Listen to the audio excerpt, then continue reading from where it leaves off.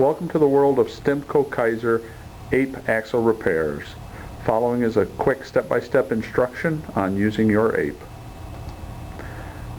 Step 1 is to take the upper plate and put the 4 threaded rods with the welded nuts on them into the plate. Next step is to take the tapered mandrills, put one on top of the axle and one on the bottom, and pass the threaded rod through both, and then secure those two items with a nut on each end. We do not have a torque spec for this, just snug them down with end wrenches. Now the next step will be that we will get that upper plate that we put those 4 threaded rods in, and we will bring it over to the axle, and we will put the upper plate over the upper mandrel.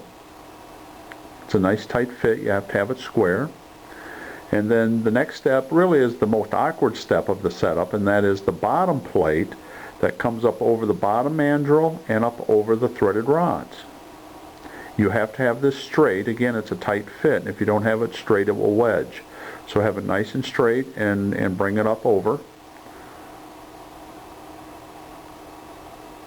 And then put the 4 nuts in place.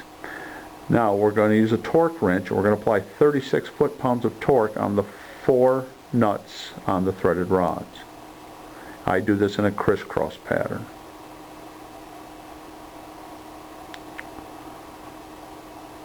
Look for light underneath. Now we use a straight edge to make sure that there's no warpage in the upper plate, and you feel for it rocking and look for light underneath it. There's rarely ever a problem. Then you remove the tapered mandrels. Now place the drill motor up on the unit and install your cutter. Install your alignment bushing, and we will manually align the cutter into the alignment bushing.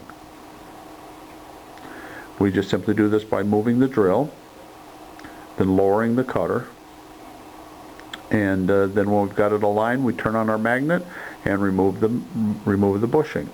Put your coolant in place, and now we're ready to begin drilling. Be sure that the drill speed is set at 110 RPMs.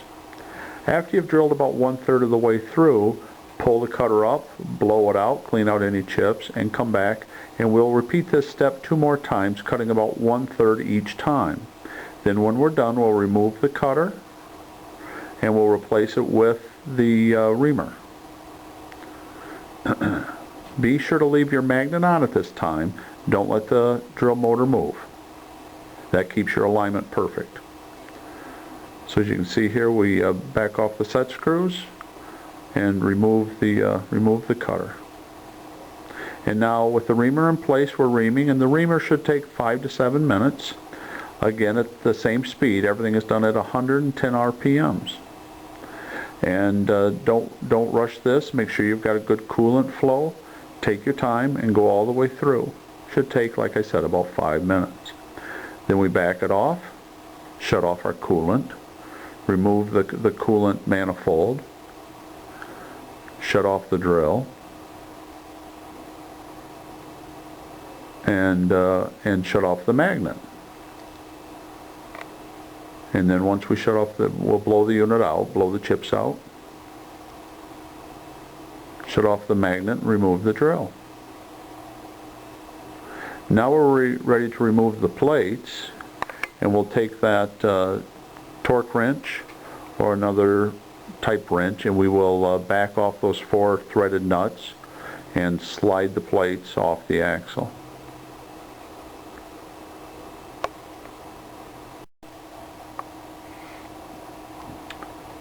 So using a wrench or the torque wrench, remove these 4 nuts and slide the plates off.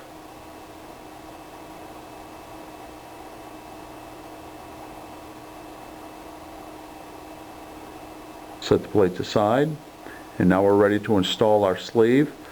The sleeve has a lead on it. Start the lead end and use the driver. Align your cutters, your lock pin holes, and drive the sleeve into place. And now your axle is complete.